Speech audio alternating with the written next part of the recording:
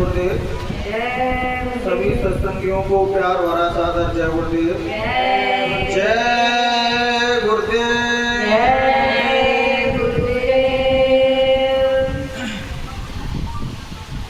अभी बहनों भाइयों मुक्ति दिवस निकला है कल, लेकिन वास्तविकता में मुक्ति दिवस है क्या है? केवल एक डेट का नाम नहीं है मुक्ति दिवस। 23 मार्च आ गया और मुक्ति दिवस बन गया। मुक्ति का मतलब होता है जीवात्मा अपने धाम में पहुंच गए कि नहीं, जीवात्मा यहाँ से आई है वहां पहुंच गए कि नहीं। अभी वो मना रहे हैं मुक्ति दिवस, अब मुक्त हम हुए नहीं है कोई भी। केवल दिवाली मनाते हैं ना, और दिवाली वास्तविकता में महात्मा ने क्या बताई, तो भीतर से प्रकाशमान हो चुका है, उसकी बनी है दिवाली। अब तो दिया धर गए बस अपन लक्ष्मी माता है यहाँ खीला चढ़ाई बस बन गई दिवाली। लेकिन संतों की नजरों में कुछ और होता है। मुक्ति का मतलब होता है बहनों भाइयों, जिसने अपनी आत्मा को जन्म मरण के चक्कर से छुटकारा दिला दिया। जो अपनी आत्मा को जान पाया कि आत्मा बैठी है और इस आत्मा को परमात्मा से मिला दिया। लेकिन संतों की मौज अलग रहती है, संत तो विचित्र ढंग से काम करते हैं। अगर तुम समझ पाते तो तुम भी संत बन जाते। कल एक महात्मा बहुत अच्छी बात कह रहे थे। क्या एक बच्चे ने पूछा कि महाराज ये बताओ संतों की बात समझ में क्यों नहीं आती है मैं? तो उन्होंने कहते कि समझ में आ जाती तो तुम भी संत नहीं बन जाते। संतों की बातों को समझना है तो तुम्हें संत बनना पड़ेगा, तब तुम समझ पाओगे। और संत का मतलब कोई वेशभूषा का नाम नहीं है। तुमने अपने आचार विचार सुधार दिए तो तुम संत बन गए। हम क्या कामी क्रोधी लालची बन के बैठे रहते हैं, और हम ये भी सोचते हैं कि महात्मा की बात समझ में आ जाए, समझ नहीं सकते तो उनकी बातों को। उनकी बात उनका और ये है। अब इस ओरे में जो भी जीवात्मा बैठी होगी वही समझ पाएगी उनकी बातों को। गुरु महाराज एक बार कह रहे थे कि बच्चा मैं आज सबसे मिलने आऊंगा शाम को, देखता है कौन कौन मुझसे मिलता है। तो वहाँ बहुत से बुद्धिजीवी बैठे थे जीने वाले, तो सब लोग सोए ही नहीं पूरी रात, इधर उधर अपने पंडाल के बाहर चक्कर मार रहे। वो सोच रहे कि शरीर में आएंगे गुरु महाराज तो दर्शन करेंगे। तो सुबह 6 बजे गुरु महाराज जब के मंच पर चढ़े और गुरु महाराज कह रहे रात को बच्चे सबके यहाँ आया था, सबने मूर्छित बेसुध पड़े थे, एक भी नहीं मिला मुझको जिसको मैं दर्शन दे पाऊँ। तो वहीं जो बुद्धिजीवी बैठे थे वो कह रहे अरे झूठ बोल रहे हैं, मैं पूरी रात जगत रहा हूँ तो दर्शन तो दिए नहीं है इनने। तब गुरु महाराज कोई मिला ही नहीं मुझको, सब ऐसे बेसुध पड़े। हम लोग जो भी शब्द बोलते हैं कोई भी बोले हम उसको ही ज्ञान समझ लेते हैं। और महात्मा कहते हैं किसी भी शब्द में किसी भी व्याख्या में उस ज्ञान को सुनाया नहीं जा सकता, वो ज्ञान आ ही नहीं सकता किसी भी शब्दों में। गुरु महाराज खुद कहते थे कि बच्चा भीतर कुछ अलग जगत है, भीतर के नजारे कुछ और है जो शब्दों में कोई भी महात्मा बता नहीं सकता तुमको, क्योंकि तुम वही का विरोध करने लगोगे। ये कोशिश गुरु महाराज ने सन 52 से 4-5 साल की भी थी कोशिश। लेकिन लोग ऐसे कहते हैं शंकर जी की आलोचना करते हो ठीक है भगवान शंकर जी वाले विष्णु जी के बारे में कह दो तो तुमसे कोई बात तुमसे किसी ने ये कह दे कि तुम परमात्मा हो तो तुम नाराज हो जाते हो। मैं कहते परमात्मा हो सकता हूँ, परमात्मा तो वे ही है कि पत्थर में बैठे मैं अगरबत्ती लगाता हूँ दिया लगाता हूँ बस हो गया। मुझसे कोई परमात्मा नहीं कहते, मैं तो कामी हूँ क्रोधी हूँ लालची हूँ, मैं कहते परमात्मा हो सकता हूँ। जब कोई व्यक्ति विकार रहित हो जाता है तो उसके भीतर परमात्मा प्रत्यक्ष रूप से दिखाई देने लगती है। अब बताओ महात्मा जो व्यक्ति बनते हैं तो महात्मा बनने से तो पहले साधारण व्यक्ति रहते हैं, जब महात्मा बन जाते हैं तो आत्मा का ज्ञान प्राप्त हो जाता है, तब उनमें कुछ विचित्र से लक्षण दिखते हैं अपन को, जिनके पास कुछ ऐसी चीज है जो एक साधारण इंसान के पास नहीं है। और गुरु महाराज कोई भी संत कभी ये नहीं कहता कि मैं असाधारण हूँ तुम सब साधारण हो, तुम सब असाधारण हो, बस तुम बंधनों में बंधे हुए हो इसलिए तुमको लगता है कि मैं तो साधारण नहीं हूँ तो छोटा सा जीव हूँ। तो गुरु महाराज पहुंचे हुए हैं। अब तुम बताओ तुम नहीं मानते बात तो फिर संतों को महात्मा को झूठ बोलना पड़ता है। तुम देखो सीधी तुम्हें शुद्ध घी पिला रहे हैं तो पीने को तैयार नहीं रह रहे। पहला गुरु महाराज टोटल यहाँ से लेकर सतलोक तक का वर्णन करते थे। लोग कहते हैं रामायण के ऊपर तो बोलते ही नहीं है, गीता के ऊपर तो बोलते ही नहीं है, सदग्रंथों पर कुछ बोलते ही नहीं है।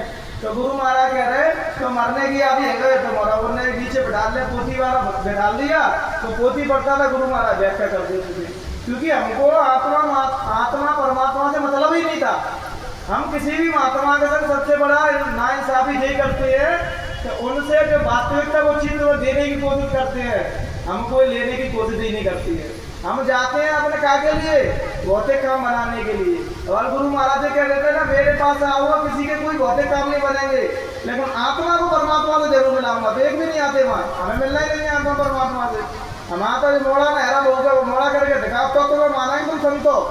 और ये महात्मा का काम नहीं है मोड़ा मारी करना, महात्मा को काम है आत्मा को परमात्मा से बनाने का। ये तो काम मदारी भी कर रहे हैं।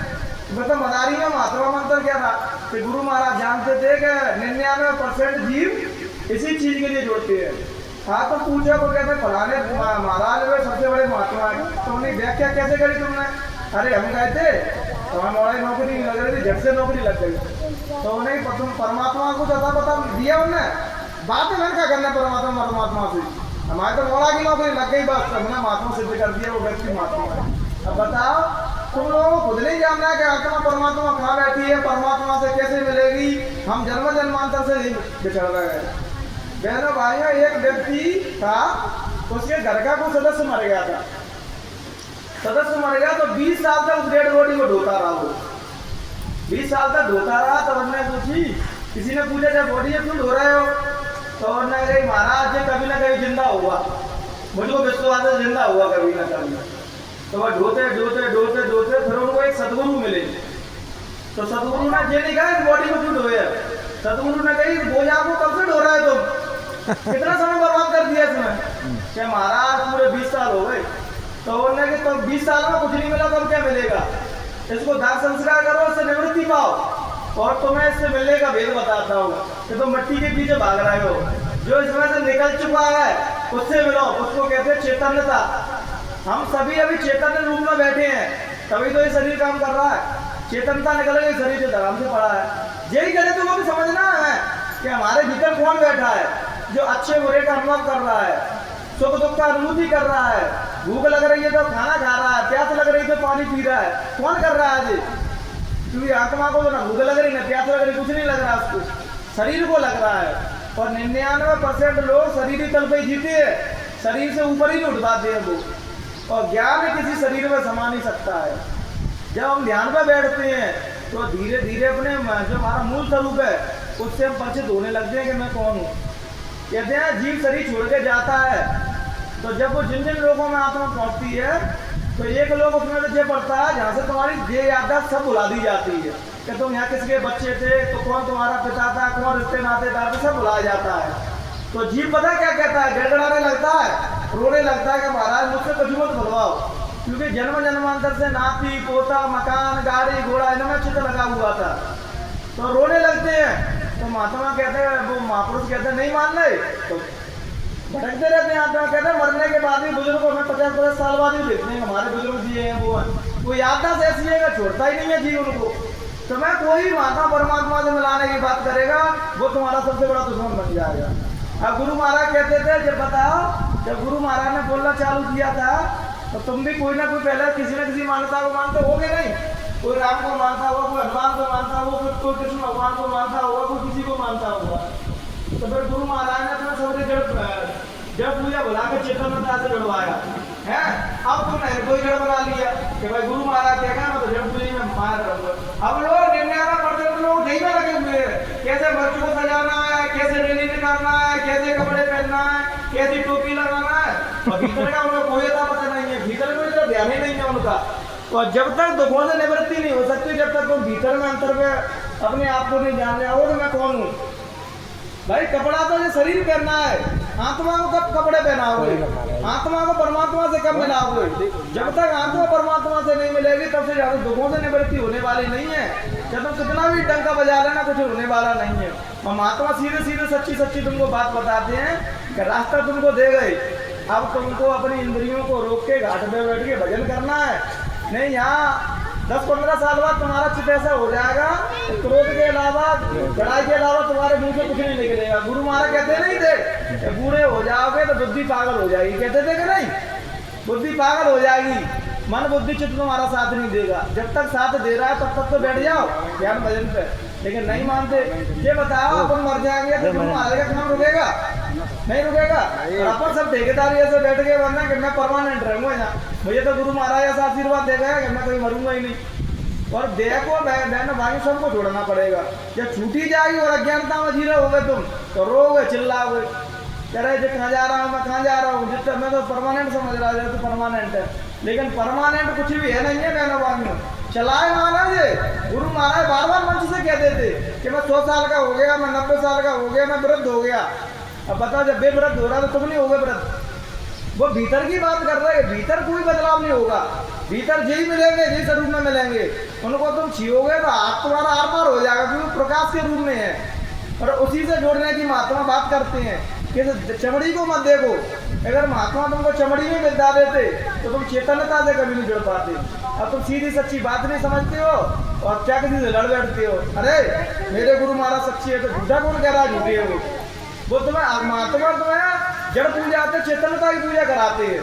तो तुम इनमें मत दो, मैं जऊ की एक ऐसी खुजली है, अगर तुम जई में चिपक गए तो ना कहे बेटा ध्यान करो भजन करो, अरे जी का भजन ना लगा देखो गुरु महाराज नाम ना असली से मिलवाने की कोशिश करेगा, बात छोड़ दोगे तो नहीं, ये बढ़िया हमारी। तो तुम बैठो ध्यान करके कोई अच्छी तरह लगाओ, अपनी आत्मा के दर्शन करो तो तुम ये महसूस करोगे कि ब्रह्मांड की जो भी शक्तियां हैं सब मेरे भीतर पहले ही ऑलरेडी विराजमान है। और सतगुरु क्या करते हैं पता है, सतगुरु तुम्हारा परिचय तुमसे ही कराते हैं। वो ये नहीं कहते कि अलग से जो हाथ करेंगे तुम्हारे अंदर शक्ति ट्रांसफर हो जाएंगी, ऐसा नहीं होता बहनों भाइयों। तुम्हारी आत्मा सबकी बराबर है। अब तुम सोचा मेरी आत्मा बड़ी है इनकी छोटी है, ऐसा कुछ नहीं है। बस ये जो जगा लेता है आत्मा को वो उनको अपन गुरु कहने लगते हैं, महात्मा कहने लगते हैं, संत कहने लगते हैं। हमारी जगी नहीं है इसलिए हम साधारण है। और महात्मा अपने जीते जी पूरी कोशिश करते हैं कि तुम्हारी आत्मा जग जाए, नहीं कोई ना कोई चोर मिल जाएगा, कोई ना कोई ठग मिल जाएगा तुम्हें और ठग ले जाएगा। वरना मैंने एक कहानी सुनाई थी उनको, तो राजा को नंगा कर गया था वो। और आजकल वो ऐसे ही लोग मिलेंगे तुमको कि तुम्हें यहाँ उलझा देंगे, वहाँ उलझा देंगे, यहाँ ऐसा करो, यहाँ ऐसा करो, वहाँ वैसा करो, और तुम्हें आत्मा परमात्मा का कोई होश नहीं रहेगा।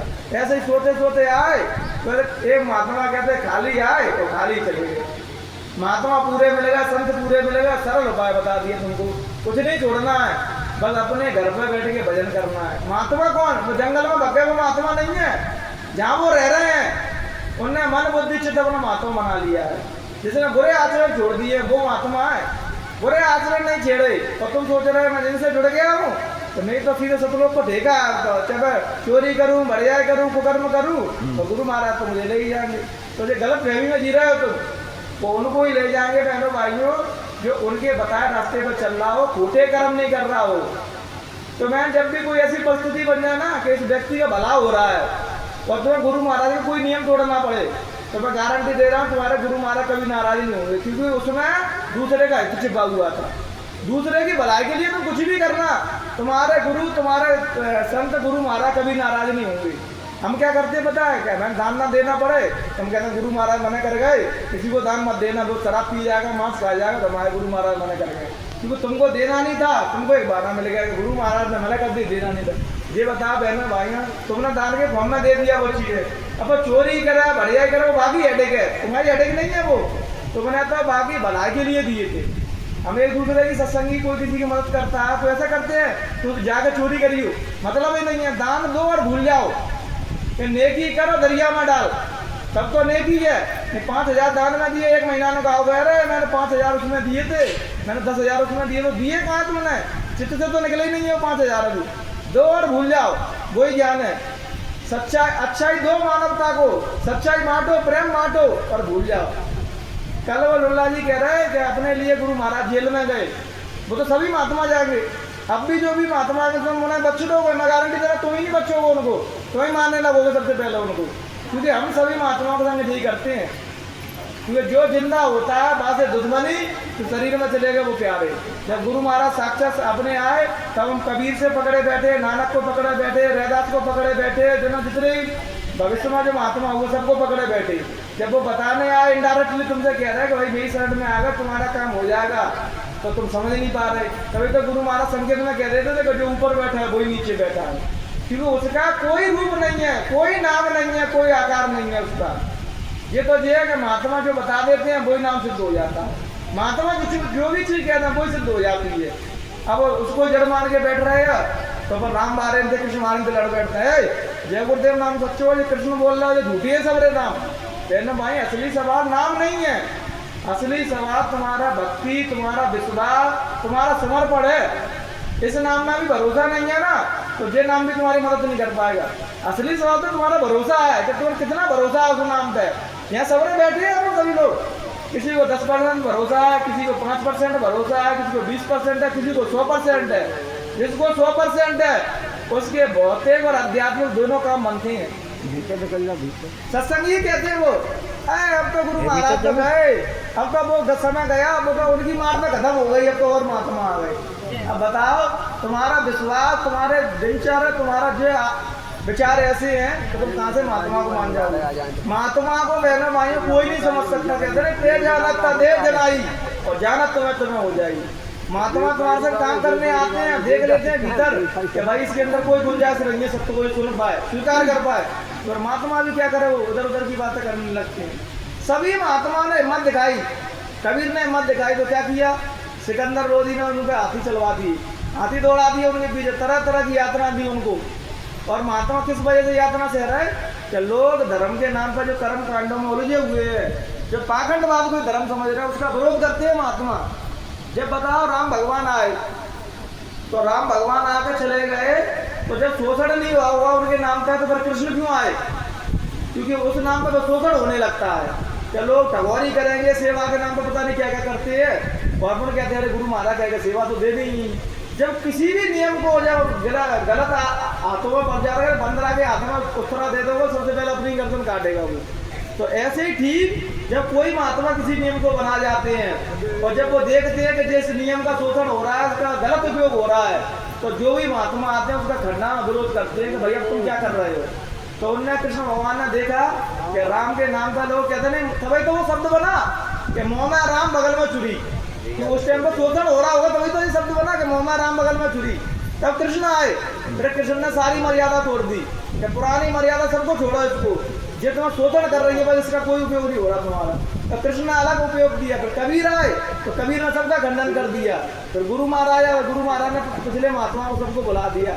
इसका मतलब ये नहीं है पिछले महात्मा से घृणा करते हैं, नफरत करते हैं, नफरत नहीं करते हैं। तुम उनके नाम पर जो नौटंकी कर रहे हो, काला बाजारी कर रहे हो उनके नाम पर, उसका विरोध है बस। कबीर साहब वाले गुरु महाराज से एक बार चेटे कबीर पंथी वाले, तो गुरु महाराज कह रहा अच्छा बच्चे ऐसा कर लेते हैं, मैं अपना मंच लगा लेता हूँ, तुम सामने मंच लगा लो और दोनों अपने अपने महापुरुषों का वर्णन करो। तुम अपने कबीर साहब का प्रचार करो, मैं अपना प्रचार कर रहा हूँ। तो कबीर पंथियों के सबके पंडालन में आग लग गई, क्योंकि जो देना महात्मा होते हैं बहनों भाइयों, वो सदपुरुष के यहाँ से पूरी अथॉरिटी लेके आते हैं। वो किसी भी नियम को तोड़ सकते हैं, किसी भी नियम को बना सकते हैं, वो किसी भी नियम में नहीं बंधे रहते हैं। लेकिन हम सब नियम में बंधे हुए हैं। तुम जिस दिन तुमको ज्ञान प्राप्त होगा ना, तो फिर तुम संपूर्ण मानवता से प्रेम करने लगोगे। तुम आज जो सत्संगी नहीं है उनको भी हिंसा की दृष्टि से नहीं देखोगे, क्योंकि तुम्हारे अंदर प्रेम ही प्रेम उमड़ रहा है। संत राबिया ने क्या किया, कुरान में एक बात लिखी थी कि शैतानों से नफरत करो, तो संत राबिया ने पहले लेकर उस बात को काट दिया। तो मैं और मुसलमान फकीर थे, तो उन्होंने कहा कि तुम ये बताओ कुरान में संशोधन कैसे कर सकते हो। तो जैसे वो रामायण की वाले चौपाई काट रहे तो सब विरोध करने लगो, अरे तुम में जरा दिखा रहे तुम रामायण की चौपाई काट रहे हो। तो हसन से कही कि ये बता क्या भाव में लिखा था शैतानों से नफरत करो। अब जो था नफरत है कहाँ, तो मैं नफरत करूँ, नफरत होनी भी तो चाहिए किसी के करने के लिए। क्या कहा भैया चोरी करो, तो चोरी करने की भावना भी होनी चाहिए तब चोरी करेंगे। तो बहनों भाइयों नियम को वही तोड़ सकता है जो सतगुरु से मिल चुका हो, गुरु की आज्ञा में रहता हो, गुरु से रोज वार्तालाप करता हो, वही उन नियमों को तोड़ सकता है। कहते हैं जो प्रेम करता है ना गुरु से, उस पर कोई नियम लागू नहीं होते। जो प्रेम नहीं करता है तो वही तो गुरु महाराज ने कही 5 नाम माला जपो, ये करो वो करो। कि जिसका एक बार मिश्रा जी ने पूछा कि मालिक ये बताओ 5 नाम जरूरी है क्या, जय गुरुदेव नाम से काम नहीं होगा क्या। तो गुरु महाराज हंस रहे, भयंकर हंसे। तो गुरु महाराज कह रहे बच्चा वो तो डिब्बी है सब रे, ये इंजन है, इसमें ही है सब कुछ। और असली सवाल तो मैं तो ये कहता हूँ नाम में भी नहीं है। असली सवाल है कि जब गुरु तुम्हारी आंखों में झांकता है ना, देख लेता है कि इस शिष्य के अंदर मेरे प्रति इतना प्रेम है, इतनी करुणा, इतनी श्रद्धा है कि मैं इससे ये कह दूँ कुआं में कूद जा, तो कुआं में कूद जाएगा। वो उसका काम होता है बहनों भाइयों। शिष्य कौन है, जब गुरु ने कह दे कि कुआं में कूद जा, तो बिल्कुल ही दिमाग नहीं लगा रहा, कुआं में मारूंगा तो कूद जाता है। और अपन लोगों से कह दी ना कुआं में कूद जाओ, रोड चल रही खड़े हो जाओ, अरे मन नहीं जाए खड़े हो जाएंगे। तो हमारे पास दिमाग बरकरार है और हम भक्ति भी बनना चाहते हैं। जो भक्त होते हैं, जो साधक होते हैं, जो गुरु के प्रेमी होते हैं, उनके पास दिमाग नहीं होता है और संसार में दिमाग होता है, इसलिए तो संत महात्मा को पहचान नहीं पाते हैं। हम दिमाग से, बुद्धि से, अपने चित्त से तोड़ना चाहते हैं कि दिमाग की कसौटी में सही कर रहा है कि नहीं। तो कोई भी महात्मा किसी की कसौटी में कभी पूर्ण नहीं कर सकता। जब तुम महात्मा को पहचान सकते हो तो तुम बड़े होगा ना, पर महात्मा कहाँ बड़े हैं? तुम कभी नहीं पहचान सकते किसी भी महात्मा को। वो तो महात्मा ही प्रेम करके, करुणा करके, दया करके तुमको जताते हैं कि तुम मुझे समझ रहे हो, मैं वो नहीं हूँ। ये तुम शरीर से परिचित हो, तो शरीर के भीतर का गेम है वो समझो। जो खराब समय आ रहा है और हमारे जैसे जितने भी बच्चे हैं, अब खराब समय में तुम उनका उपयोग देखना, वो तुम्हारे लिए क्या उपयोग करोगे। तुम्हें पता है कि तुम अपनी रक्षा नहीं कर सकते, तुम भजन नहीं कर सकते हो, बस तुम इतना करो जो तुम्हें बताया जा रहा है उसका पालन करो। तुम सच्चाई के साथ गुरु महाराज को याद करो, भजन करो। और ऐसे बच्चे कोई भी मिलो उनसे नफरत की भावना मत रखो बस, क्योंकि महात्माओं से नफरत करना, निंदा करना, तुम अपने नरक की झंडी गाड़ रहे हो। बस तुमसे सोच रहे हो, कह रहे मैं इनका गाली देके मैं गुरु महाराज से बहुत चेता बन गया हुआ। कभी नहीं बन सकते। गुरु महाराज ने कही किसी भी महात्मा की निंदा करना सिखाई, किसी भी भेष में उसकी निंदा करना सिखाई। गुरु महाराज खुद कहते थे जो भेष में हो उसको प्रणाम करो, उसको सम्मान दो और अपमान मत करो उसका। कि तुम्हें पता वो कौन है? गुरु महाराज मथुरा में कह रहे हैं कि तुम यहाँ सत्संग सुनने आते हो, तुम्हारे बगल में कौन बैठा थे पता? जिनको पूछ रहे हो, जिनकी परिक्रमा दे रहे हो, बोले सत्संग सुनने आ रहे हैं। लेकिन हमारे पास ज्ञान ही नहीं, हम पहचान पाए। जो बच्चे जितने भी नए नए बच्चे आ रहे हैं पहचान पाओ वो कौन है। इसलिए भाई सारे में समझ जाओ, उन बच्चों को कोई घृणा की भावना, नफरत की भावना मत रखो, तुम भलाई में रहोगे। नहीं खराब समय आएगा तो कहते हलवा मिले ना पा रहे, 2-3 जगह नहीं आ रहे। इसलिए जब ऐसे बच्चे तुमको कुछ बता रहे हैं तो समझना वो मालिक के प्यारे है। मालिक के नियमों को, मालिक के किसी बात को उसको मिथ्या कर रहा है कि जो गलत है उसका शोषण हो रहा है, तो इसका मतलब ये नहीं है मालिक का विरोध कर रहे हैं। वो उस चीज का विरोध कर रहे हैं जिससे सदगुरु सबसे ज्यादा दुखी हो रहे हैं कि मैंने बच्चों के लिए क्या नियम बनाए थे, अब लोग क्या कर रहे हैं। प्रेम करना, मोहब्बत करना महात्मा सिखाते हैं कि धर्मों के नाम पर, जातियों के नाम पर लड़ो मत। लेकिन हम क्या कर रहे हैं आजकल? हम दूसरे आदमी ने तो ऐसा देखते हैं कि सबसे बड़े पापी है, हम सबसे बड़े धर्मात्मा है। भाई धर्मात्मा कर्मों से, अपनी भक्ति से, अपने आचरण से सिद्ध करना पड़ता है। कल मैं घर जाके भयंकर रो रहा तो एक अंतर में आवाज आई, लेकिन रूप नहीं दिख रहा, अंतर में आवाज आई ये बच्चा कि मुझे नहीं छोड़ा तो ही छोड़ देंगे। चलो मुझे कितनी गालियां दी, कितना स्त्रियों के पीछे भाग रहे हैं, जो ऐसे है वो वैसे, तो तुम्हें कहाँ छोड़ देंगे। भाई चलना वो चलना, लेकिन तुमको पग पग पर तुमको सताया जाएगा, परेशान किया जाएगा तुमको, क्योंकि तुम देह में हो ना, इसलिए परेशान किया जाएगा। मर जाओगे तुम। फिर तो नहीं सत्संग मंच पे नहीं फूका रहे, वो बाबा आते थे, वो बहुत बढ़िया आदमी थे, और जिन्ना तब गुण देखेंगे ये खराब आदमी है, ये हमारे धर्म का, हमारे सत्संग का सबसे बड़ा दुष्ट आदमी यही है। और जो दुष्ट है उनसे कोई कछु नहीं कह रहा है, वो खुद कह रहा है कि मैंने 4 घंटा माता जी को बैठाला, सतलोक में मिला दिया, उनसे कोई कछु नहीं कहता है। और महात्मा तुमको प्रेम की भाषा सिखा रहा है, सबसे मोहब्बत करना सिखा रहा है कि लड़ो मत, लड़ाई से कोई समाधान होने वाला नहीं है। तुम माँ भी अपनी बात रखने जाओ तो प्रेम से बात रखो, सब सुनेंगे तुम्हारी बात को। तुम्हारी बात में शक्ति तो हो, तुम्हारी शब्दों में करुणा तो हो, प्रेम तो हो, तो तुम्हारी बात तो पूरा जगत मानेगा। इस संसार को जिसने भी जीता है बहनों भाइयों, तो प्रेम से जीता, नफरत ने किसी से नहीं जीता। गुरु महाराज इतना प्रेम करते थे, गुरु महाराज क्या कहते थे तो बच्चा जितना प्रेम तुम्हारे माँ बाप नहीं करते होंगे जितना हम करते हैं तुमको, क्योंकि माँ बाप जितने भी संसार में रखते हैं वो हर चीज के पीछे बहुत झीमी चादर में स्वार्थ छुपा हुआ है। अब स्वार्थ कैसे देख लो, ये तो जे किसी के बच्चे हैं और जो 1 रुपये नहीं कमा रहे तो माँ बाप को भी बुरे लगेंगे, अरे ये कभी पैसे नहीं कमा रहा, और जो कमा रहे हैं तो ये अच्छे लग रहे हैं, तो माँ जे स्वार्थ हो गया। और इनके बच्चे हैं तो जो 1 रुपये नहीं कमा रहे तो ये मोड़ी मोड़ी इनकी रिस्पेक्ट नहीं करेंगे, अरे हमारे पिताजी हैं, हमारे खाना माने नहीं देते हैं, कमाने नहीं जाते हैं। तो यहाँ संसार और संत महात्मा जो भक्ति करते हैं कुछ नहीं कर रहे, तो महात्मा से हृदय से लगा लें कि मेरा सबसे प्रिय जे है, क्योंकि ये भजन कर रहा है, भक्ति कर रहा है।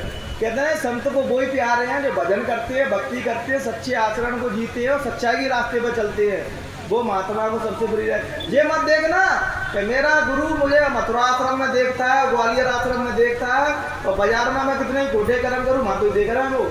गुरु महाराज कहते भी थे कि बच्चा जींस का पैंट टी शर्ट पहनते हैं और जब मथुरा आश्रम पे आते हैं तो टाट पहन लेते हैं, तो ये समझते हैं कि इनका गुरु अंधा बहरा है, बिल्कुल दिखाई नहीं देता है। जब वो संकेत साफ साफ कह रहे हैं कि ट्रेन में बदल लेते हैं कपड़े, तो ऐसे कपड़े पहनने से क्या फायदा है? हाँ, तुम वहाँ पर कपड़े पहनो, बुराइयों पे कपड़े पहनो, जो बुराइयाँ तुम्हारे अंदर भरी पड़ी हैं उनको एक एक करके खत्म करो, फिर तुम कुछ भी पहनना, इससे कोई फर्क नहीं पड़ता है। क्योंकि सदगुरु जानता है कि मेरे बच्चे का दिल अब मेरे लिए धड़क रहा है। तो रो रहा है ना, जिसके लिए रो रहा है उसको सब पता है कौन किसके लिए रो रहा है। कल ने एक चौपाई बोली, मुझे ढंग से याद नहीं है, वो थोड़ी सी याद है कि इतना धुआं गिरा तो चला दरिया। तो मेरे आंख भर आई कि जो रोता है ना वो रोने वाले सब देख रहा है कि मेरे लिए कौन रो रहा है और मेरे लिए कौन क्या कर रहा है। इसलिए जो भजन करते हैं, जो साधना करते हैं बहनों भाइयों, तो अपनी कमर कस लो कि यहाँ तुमसे कोई अच्छा नहीं कहेगा, सब बुरे कहेंगे, तुम सबसे बुरे आदमी हो। भगवान की नजरों में, परमात्मा की नजरों में सबसे अच्छे आदमी हो। पर इन्हीं बेचारों के साथ बहनों भाइयों अपनी बाड़ी को तो नहीं मैं दूंगा। अगर कहने सुनने में कुछ भी गलती हो गई हो तो अपना बेटा, अपना छोटा भाई समझ के माफ कर दे। जय